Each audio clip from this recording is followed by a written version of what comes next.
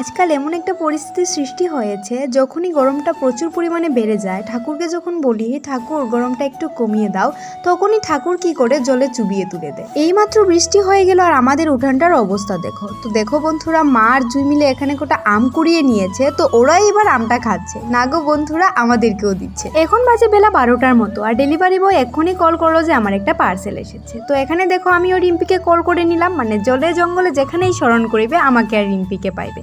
তো বন্ধুরা দেখো, আমি আর রিম্পি বেরিয়ে পড়লাম পার্সেল আনতে। যখন ওর পার্সেল আসে তখন আমি যাই, আর যখন আমার পার্সেলটা আসে তখন ও আমার সঙ্গে যায়।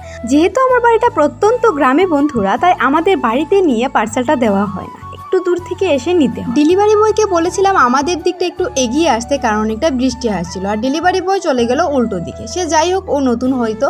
তো বন্ধুরা দেখো, এখানে এনেছি আমি ফ্রিজের কভার। তো আজকের মিনি ব্লগটা কেমন লাগলো প্লিজ কমেন্টের মাধ্যমে জানাতে ভুলো না। ভালো লাগলে লাইক, কমেন্ট, সাবস্ক্রাইব করে পাশে থেকো।